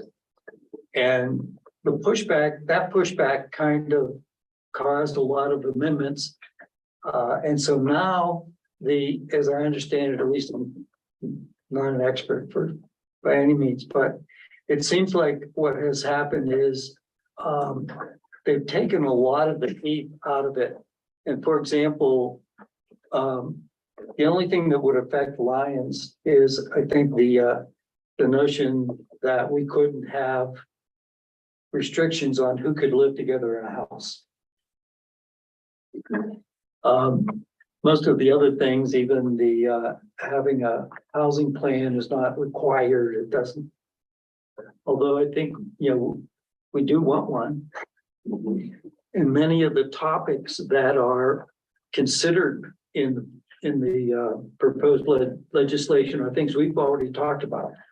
ADUs, middle housing, although I think they shrank it from two unit housing up to 6-unit housing was in the original bill. Now it's only up to 4 unit housing.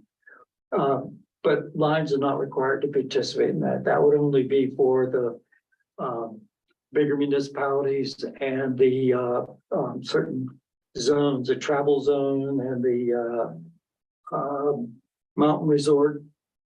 And we don't qualify for that either. So very little of it would apply directly to Lions.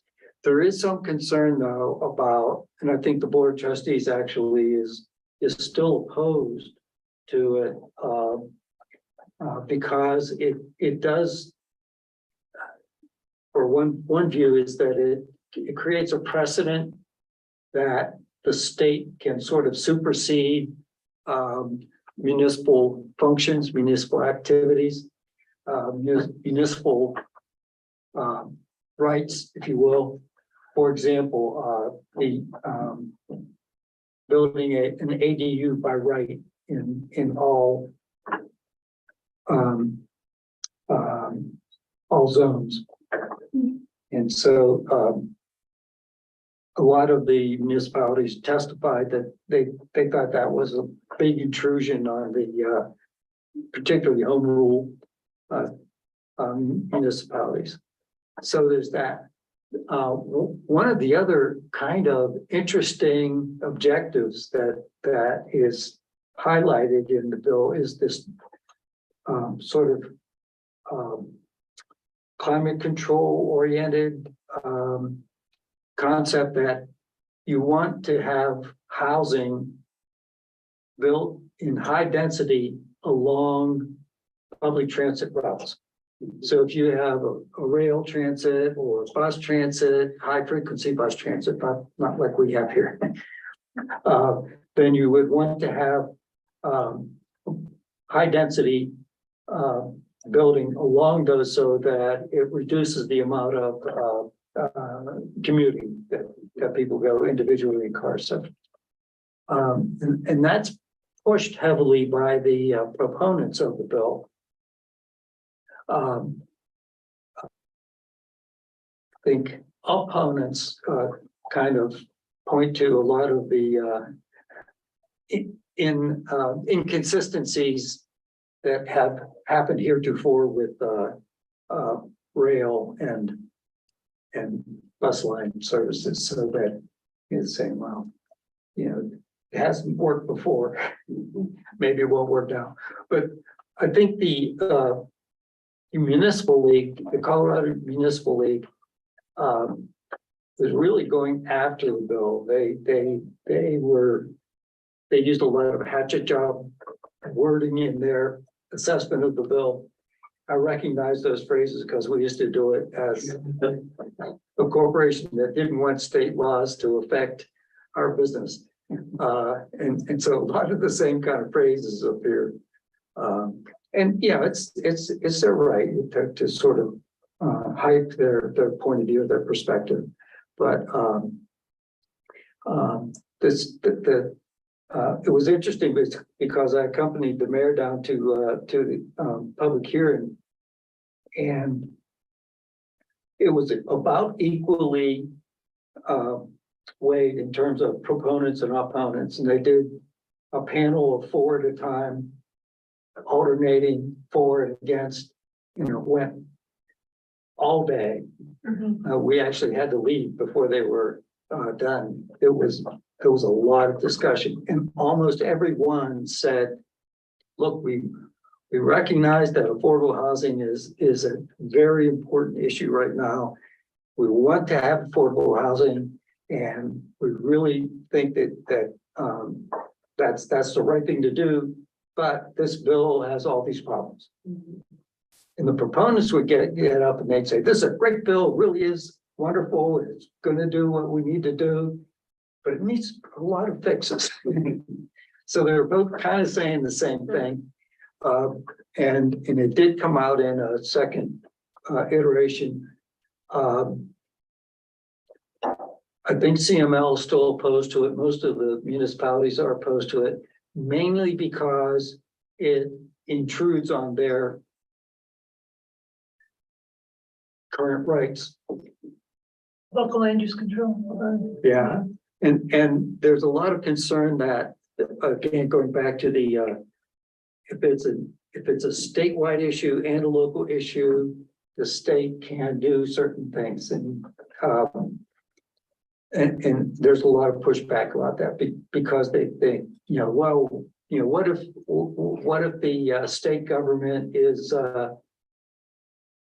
made up of different factions in the future, and they may want to do something different by declaring it both a state and local issue.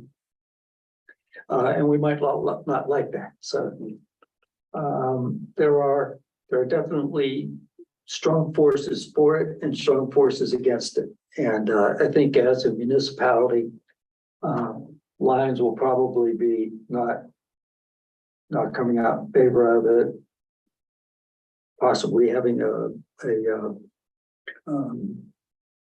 proclamation or something to say that you're not in favor of it. So are there any questions about it? There are some summaries presented here. Awesome. I actually do have one. Was there something about a 5-foot easement or property line? That would be. Yeah, setback. Would, Yeah, there's a setback, would that impact? I don't think that Lyons? will affect Lyons in the current bill. At least that was my reading of it, but Was that the 5-foot rear setback? Not positive, I thought that. No, I thought it was a front setback, and the reason for it was to increase density. Yeah. Yeah, And so it would affect new developments and, Or zero lot line setback, yeah. Yeah. For a more complete streets look, okay.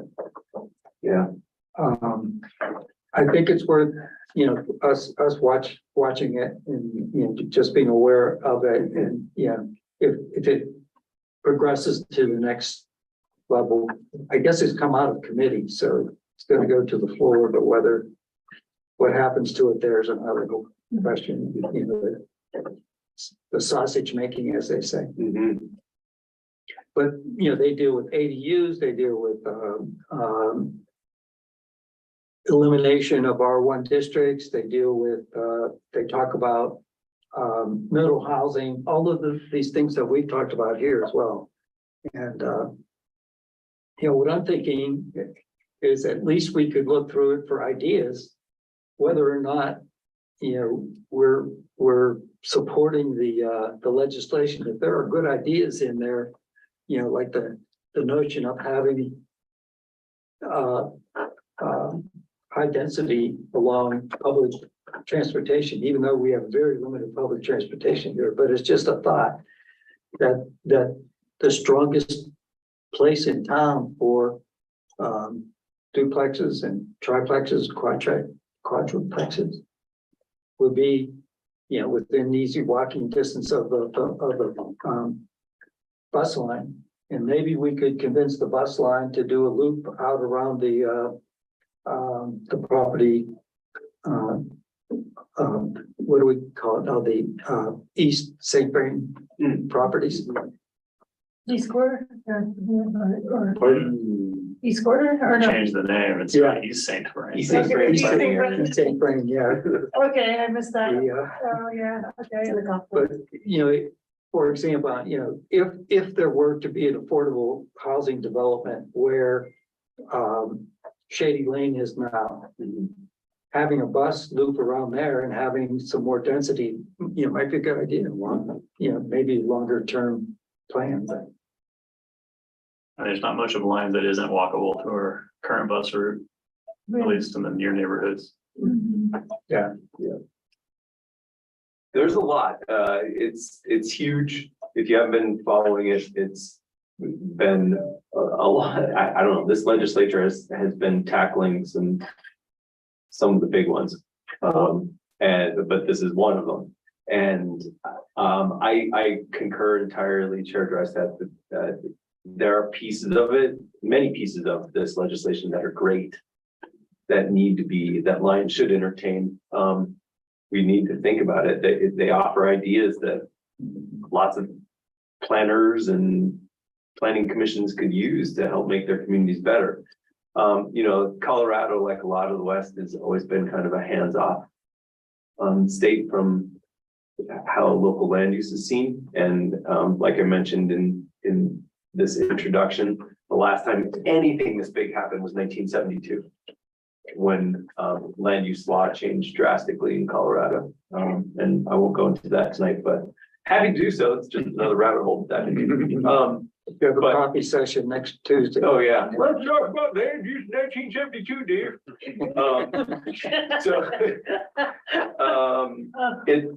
But it's a big one. Like the state has been hands off since that time. So to have this level of interest means that there's something serious. And as we saw in a presentation I gave before on affordable housing, the majority of zoning in all of Metro Denver is R1. And you are not going to resolve affordable housing issues if most of your land is dedicated towards detached single family residential housing. It's just not going to happen. That's only one component of it, zoning though. There's many other facets to affordable housing besides zoning, but it's one. And we have to think creatively based upon this, even though the impacts, like you say, Chair Drysdale, are not going to be too hard upon Lions if this does indeed pass. Why It's a is great model. It's because of our population. We are a part of the Denver Regional Council of Governments. So because we are a part of a regional planning organization, there are impacts to us. And there's a few more than just what Chair Drystad said, but they're mostly not probably going to be too big. There will be some planning requirements, like I will have to, as planning staff, provide information to DOLA, Department of Local Affairs, every year on various aspects of housing in Lyons. You know, as far as the most serious repercussions of this legislation should have passed, Lyons avoids a lot of them because of our size.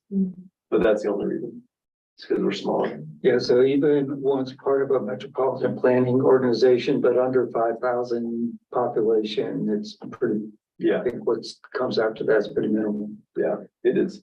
But there's things in here that need to be thought about by Lyons and by other jurisdictions. Like, there's a reason why the governor and some members of the legislature have decided we have to do the hard way. Because no one, people will speak to it, but not take action. Yeah, we need to do affordable housing. We need to tackle this, but when are you going to tackle it? It doesn't look like you're doing it. And so that's where it's gotten to, is like, okay, if you're not going to do it, we're just going to write legislation from the state level and make you do it. Right. And in the end, it already has been watered down, and the end product will be probably even further watered down. But if it can engage any jurisdiction, including Lyons, that won't be impacted by it too heavily, in how can we help? There's a lot of ways that we can do our part. And we need to, because we have the same problems, even if we don't have to follow the letter of this eventual law, we still have the same problems. So I'd be curious, and obviously this is up to you to decide, what to learn from you, not tonight, but at some point, what are the things that you in particular are thinking are really positive for us to consider? And maybe that's a future discussion, but I would be really curious to hear that. Yeah, I think that would be a good thing to do, would be to, in effect, outline the approaches that are being suggested, to talk about a menu of solutions that that towns could select. And we should look at those and see if there are any that we may want to voluntarily just apply, because I think a fair amount of good thinking went into it. And it's like almost all legislation that deals with big subjects like that, whether it's healthcare or gun violence or things that are big issues, they end up being so voluminous and so extensive that, you know, it's easy to find places that you can complain about and vilify. And so, you know, that has been happening and seems like it's going to continue to happen. The mayor told me that she thinks it's going to eventually be passed. Probably not exactly the form it is even now, but eventually, you know, something will be passed. But probably not much impact on Lyons from a requirements perspective, other than to add to David's daily work. I don't have any work. Watch it. So what I hear is a suggestion for a workshop on, you know, what are the ideas and how might they apply to Lyons. So question, this might be a little too like macroeconomic thinking, but if say Lyons, because we're talking about it, we live here, it's up for debate. If we were to adopt some of these measures, like maybe even some of the original draft where we decided, you know what, it's against our values to have R1 zoning, we're gonna abolish it. In theory, wouldn't you kind of create like an unbalanced or unfair market opportunity for development in Lyons compared to places that are just outside of Lyons? Meaning, wouldn't all property values in Lyons immediately raise because each one of those properties now has a developable multi-unit potential, right? So and then values right outside of that, like just on the edge of Longmont or maybe Boulder County would maybe even lose value comparatively. I don't know if it would really work that way, but it does seem like that makes sense, right? Supply and demand. So it almost seems to me like this really has to be done at a much bigger level to really be effective. So like you're taking a brush and just coloring the entire state at once and making all of municipalities within that state do the same thing, and thereby you affect the entire housing market all at once. You drop it down all at once without trying to like take little bits of it at a time, right? So I do think we should consider it, but it's always the thing that I struggle with sitting on this commission and thinking about it, and it's out of my league to honestly come up with policy around this because it's incredibly complicated. But it does seem like if we do things that are aspirational to our values, we might run into some issues about creating weird arbitrage opportunities in the market for our housing and I worry about that. I'm generally for getting rid of our R1 zoning and I'm for density, but I'm excited when I hear about a state bill because I think the entire state would have to all agree to it at the same time. And that would solve some of those fears that I kind of have that are just conceptual, but they're real. I don't know, is that a thing? Yeah, no, that's a totally valid point. No, They, you know, Longmont and Boulder will very much be affected by this bill as far as our neighboring giant jurisdictions. Yeah. Boulder County will not, nor will any other county. However, Boulder County has its own serious land use restrictions that really won't probably move the needle at all as far as development goes there. In Lyons, I could see like, you know, to the extent of how land values will increase, like a given parcel now can build 2 houses on it, Right. on this instead of just one. That would create an increase in the saleable value of the land, but I don't think probably not even close to the point of doubling the value of the land. Maybe it would increase by 1.25 or something like that. And so it would be more valuable land, but not like increase it so much that we don't really change around the affordability dynamic of lands. I think this is all guess. I'm just talking like, yeah, it'll increase land values, but not like double the increase of land values. It'll increase a bit, but it will still make development more affordable for denser development. And that itself, you know, denser development pays for itself in a way and assists in the goals that Lyons has outside of just mere development. Like, what are the things we want in the bigger picture for Lyons? Do we want to have the grocery store that people talk about? Do we want to have the doctor's office that people talk about? Do we want to have a rec center? Do we want to have a dynamic population that doesn't become essentially, you know, so Lyons doesn't become a bedroom community of people of means? Like, how can we make this into a place that's vibrant and has the Lyons vibe and not just a lot of people who can afford to live here only, you know? And it's tough. It's so hard. It's so hard. And I agree, the broad brush of the whole state, that'd be ideal, but that's already off the table. I know. And especially because counties are exempted. They were exempted from the very beginning. I did not. Yeah. They were never a part of it, which I think was a mistake. Especially for urban counties. Rural counties, I can see that, but for urban counties, I think that was a mistake.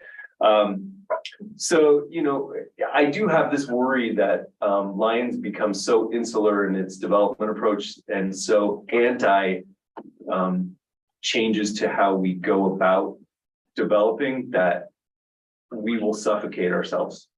And it won't be a place that people recognize in 10 years. Speaking of like. What do you mean suffocate ourselves? Suffocate ourselves on, you have to have so much money to live here that no new blood comes in. And people who live here, their kids won't be able to afford to live here. Mhm. And it's like, it's not good. It's not good for any place to become that way.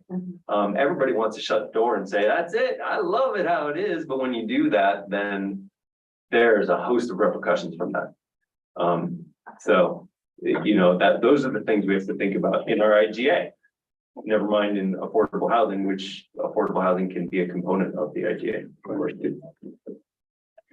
Yeah, I was just gonna say, I mean, I think this problem it's a regional problem and we don't have a regional structure with any power, like the COG or, you know, they don't have any power. They're volunteers, so they don't have any power to force change. And in a local control state, you know, I think it's an effort to drive change and we shouldn't assume that other planning commissions and other municipalities are doing the work and that this group is doing. It's not happening.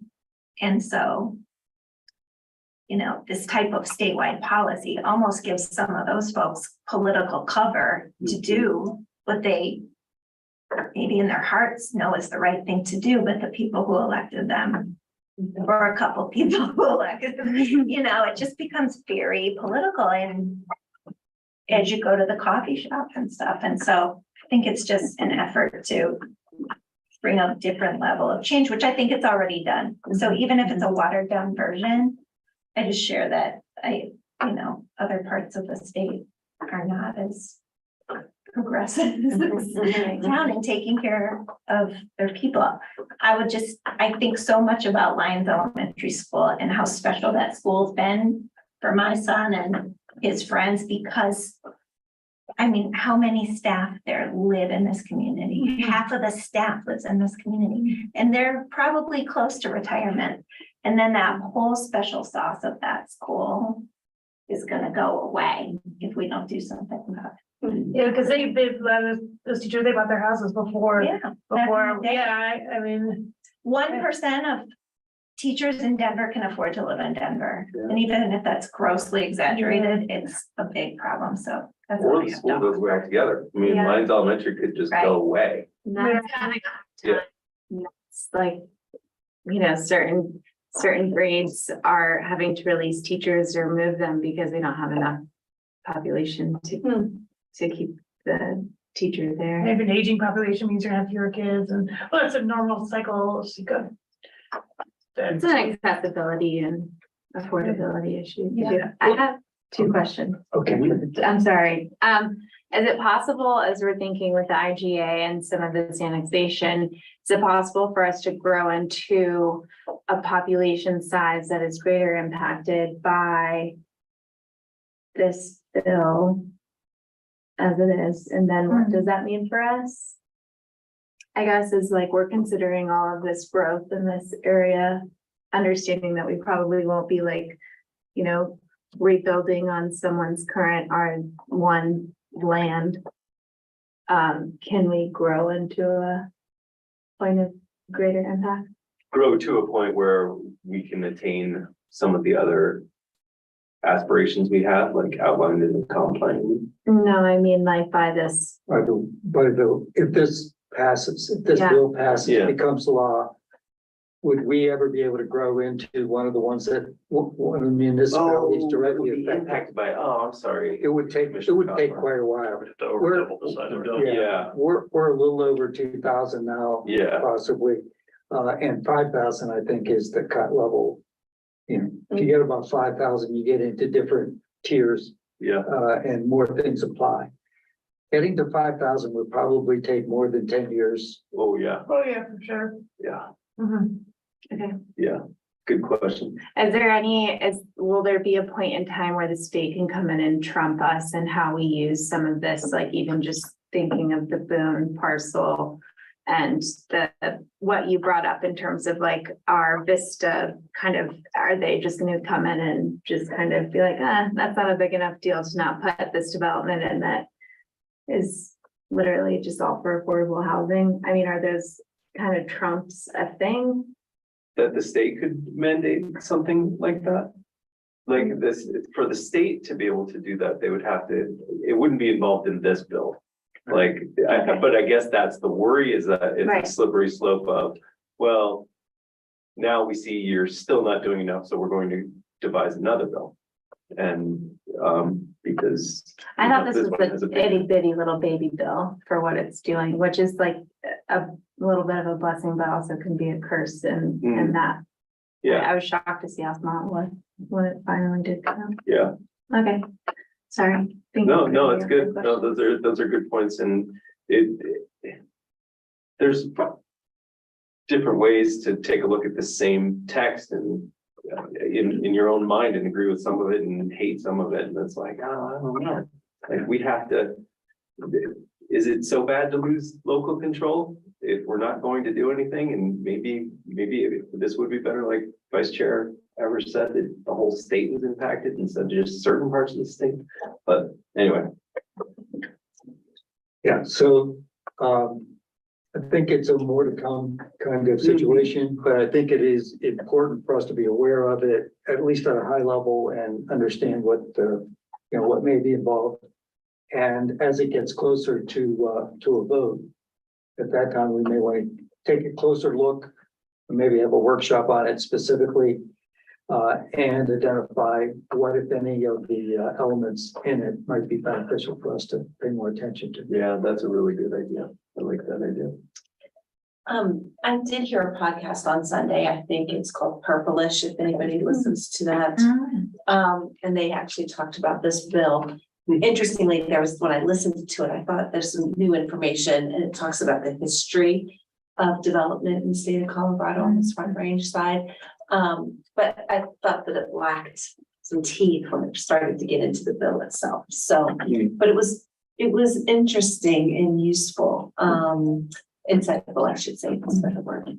The purplish, if you, NPR, I think. I did want to mention, one of the witnesses at the public hearing said that there's a high fire area. I can't remember exactly where it was. I think it was in the southern part of the state, but that it's also in a high cost area. High house owning cost.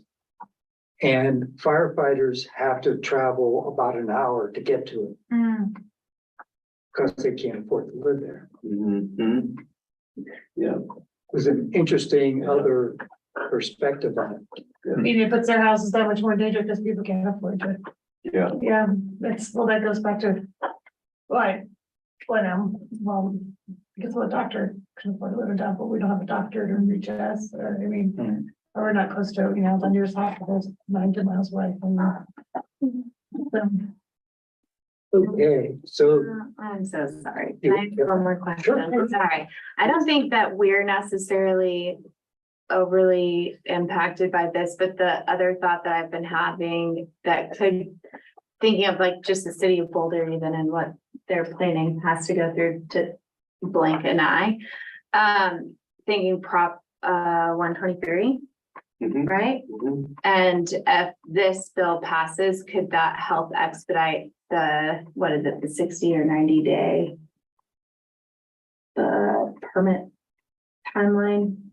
Oh, for affordable housing, Yeah. proposals have to be expedited. Yeah, Yeah, so Yeah. could this bill help places like Boulder, like it would, because. like a city of Boulder force them Yep, to wiggle? It's worth thinking about because of how that impacts the region.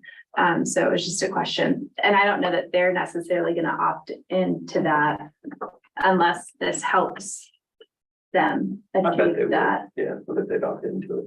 Okay, But they will be impacted by that. That's one of the stipulations in the bill, is that you have to have an expedited permitting procedure for affordable housing developments. And what Commissioner Cawthorn is referring to on the side is that Proposition 123, which we all voted for back in 2022. yeah, And it passed, and one of those opportunities, if you opt into it, you don't have to, but if you Right. want to access the money, you have to have a streamlined affordable housing permitting component. So this new Senate bill would force that on those jurisdictions. Whereas for us, we have to opt into 123, which we want to do. right. But we haven't decided yet. It's just one of those, another task that we have to do is decide just how we want to opt into Prop 123. And we have until November to do so. You have a lot of November deadlines. So But we- Response to the needs assessment RFP Oh, that you put out. great question. So the affordable housing grant, that was Affordable and Innovative Housing Grant, IHOP, Innovative and Affordable Housing Grant. Opportunity, it's a $60,000 grant that we have. We issued an RFP, we got 3 responses back. And we have selected one that we would like to move forward with, and I'm hopeful to get the contract to them tomorrow, to this consultant. So it's exciting because they'll help us understand housing, our, like, not just our housing needs, but provide some ideas for the code on how we can make those housing ideas come to life. And we've been trying to improve processes related to permitting for both affordable housing and commercial entities. That's been one of our objectives, I think. Mhm. And, you know, we don't want to be outside of the law, but, you know, we wanted to do that because it's the right thing to do. Yeah. Okay, we have just a few minutes left. Do you want to get through your, what you've been spending your time on? Sure, yeah. Let's look at those really quick. That was on the syllabus. You take a look at that. Syllabus here, and I will put this on the screen. Okay. So, annexation of the Martin parcel. Can you make it larger, Dave? Let's see. Yeah. Like that. Zoom in, yeah, just a bit. Oh, thank you. There we go. How about that? Whoa, whoa, whoa, that'd be crazy. Okay, sorry.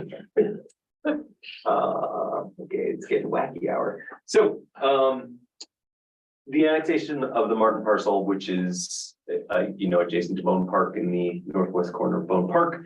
The mitigation on that started today, by the way, so the parcel is now closed. We actually can't enter it anymore via that social trail for the next indeterminate time. We will, during that, our workshop on the 8th, our joint Board of Trustees PCDC workshop, give you some more details on the annexation of the Martin parcel, because you all have to approve the zoning of it and the annexation before it goes to the Board of Trustees. Where do they want to rezone it as? Good question. Parks and open space. Okay, Yeah, I guess it's just. I mean, it's owned by Boulder County, well, or no, the town owns it, but that's right, because it was a house, so, right. okay, so that's why it has to be rezoned, okay, because it's not big. Yep. Okay. This came from, we acquired it through the flood buyout. Yeah, Yeah. and that was a residential property, okay, got it. None of these others, there's nothing highlighted, so I'm just going to skip them. If you happen to recall any of them, you want to go back and ask me, that's fine. Okay, projects, the Broadway project. There is pretty exciting update from the last Board of Trustees meeting. The Board of Trustees feels that the option 5, which was this idea that I had of making railroad between 2nd and 3rd, 2nd Park, 3rd, the diagonal part of Railroad Avenue. Instead of the chicane idea, having it be, and not just the chicane idea of traffic, but two-way bicycle sharrows. So bicycles would be riding into traffic. That was the original alternative.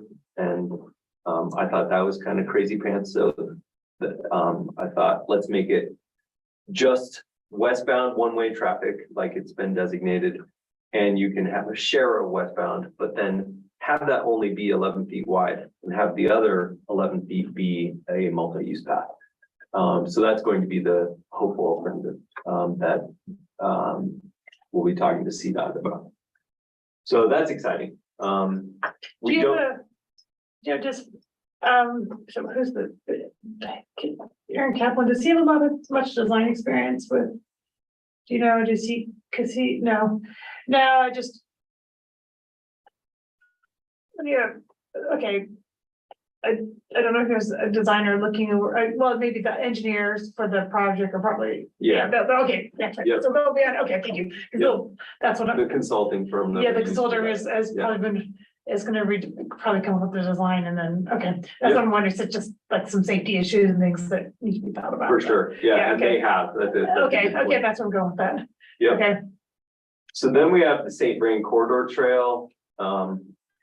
we, we're still running into that 300 feet of area by Spirit Hounds and clerks that is really becoming difficult. Has been difficult, is difficult, and we're having a hard time getting past it. We have 300 feet holding up like a 1.5 mile trail, which sucks.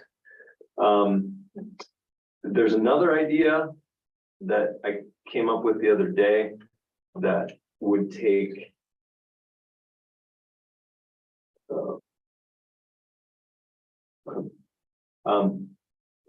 there we go. That instead, here's Lines's original idea. So this is our own, this is the old railroad right of way that we own. Here's Spirit Hound tent and fire pit. Here's Clark's warehouse. They have leases on this. It's within our land, but they own leases on this. So they don't like the idea of the trail going through.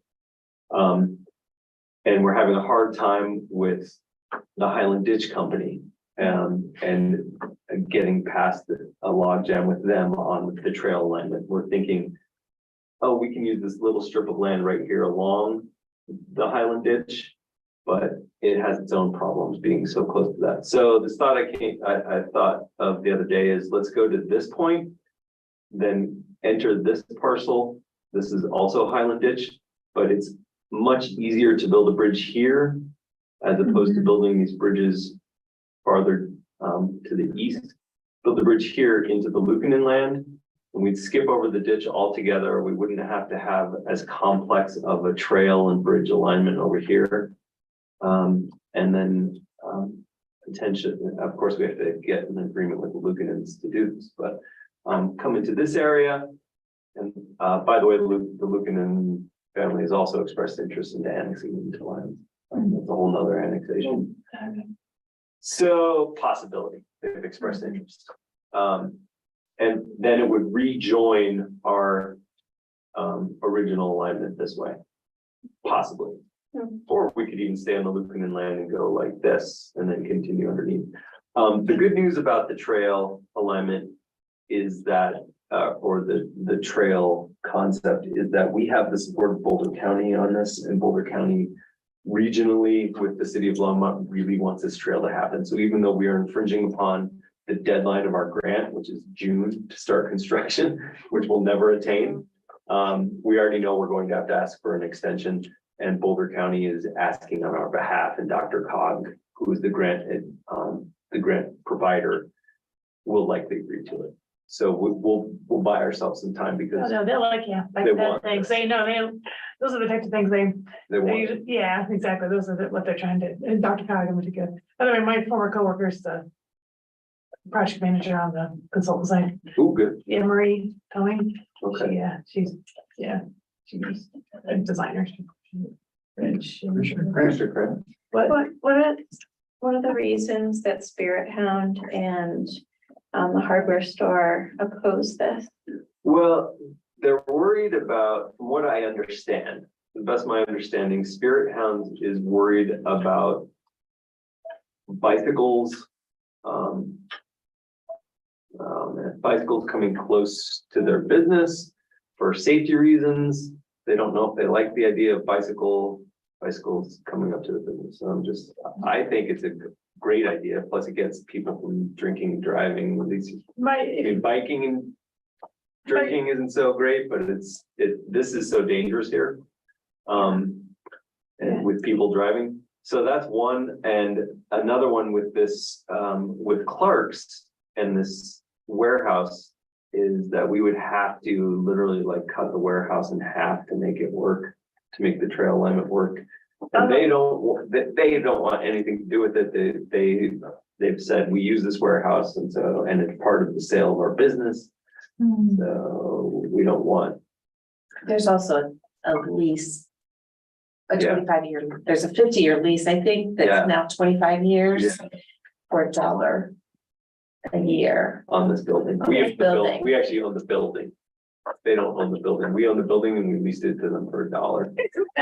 So we own it, we can't just do anything with it. Because of the lease agreement. Yeah, Yeah. probably that was back then, well, then the town owned it. know. Well, the town actually owned, did they own a lot of the right of way initially along Highland Ditch and they sold it to the ditch company? Because they didn't think they had any use for it decades ago. Yeah. Yeah, no, I mean, it's just. Decades ago, it was like, this is no use Great for us example of, planning. yeah. You know.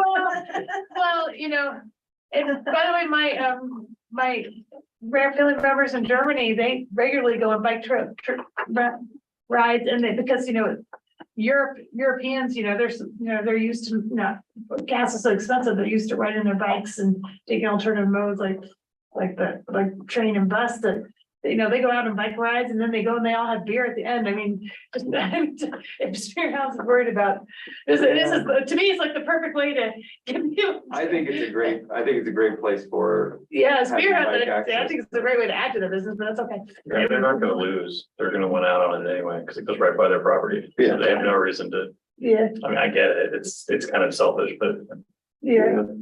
One more question. yeah, Do you pump it? yes. Has there been any communication of any kind or any thinking about it? I have not had any, no one has talked to me about it. I know about what's going on, but I haven't had any communication. The only idea I have for that land is it would be a great location possibly for a new firehouse. Because the fire department, or fire district has stated that they might want to leave their current location. Yeah. And that would be a good location by light. I actually have one question. Yeah, Going back to the intergovernmental agreement and annexation, and the word I think is, if there's a property that's surrounded by your community, it's enclave. yeah. So the property that is right next to the sandwiched in between the farmette and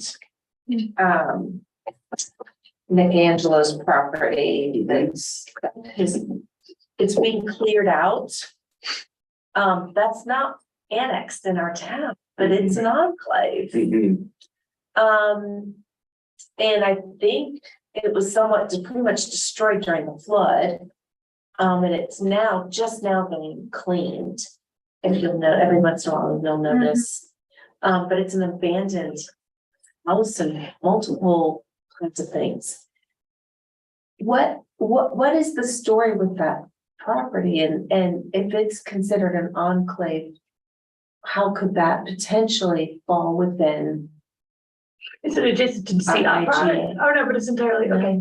Yeah, we could annex that just by default. We have the right to annex it being entirely surrounded by the town. Is it the property directly to the north and slightly east? Is that town? This line of No, permit, to the To the left. to the west, where it looks like a bunch of concrete. here, No, oh, this one? No, Oh, there, that one. yes. Yeah, this That's is, CBT. yeah, this is the CBT. So that is owned by Northern Water, but it is also a part of the town of Lyon. Yeah. So, so the only reason we would want to annex it would be to put a zoning on it before it gets developed, right? Is it something we wouldn't want it to be we could do that. a drive-through coffee shop or? Yeah. who knows? I mean, this is a great place for a business, obviously, because it's right on, And it's next to format. it's right, yeah. And so, and businesses generate tax revenue. So this would be a good candidate for annexing. To me, though, that was also one of those like affordable multiplex housing. It could be. Because right across the Yeah. street is a bus stop. Yeah, Yeah, but bus stops can be moved anywhere, so. I would- Absolutely. Yeah. Based on that, but I agree with your logic. It could be, it could definitely be a different use than what it is. Yeah, and if it was the will of the PCDC and the board, it could be annexed. so who owns it? That's a, Well, the property owner would have to, Tracy McDonald. No, they wouldn't have oh, to. yeah. oh, because it's a. Because it's an enclave, they would not have to agree. Yeah, I think she's a realtor, because she's covered. At one time, it was considered for briefly considered at a high level for a tiny home village. well, I mean, there's a lot of ideas that you can do here. So, yeah, Good question. Logic makes sense. All right, Okay, so we're a little past our time for adjournment. I'll entertain a motion. So moved. Is there a second? We don't really need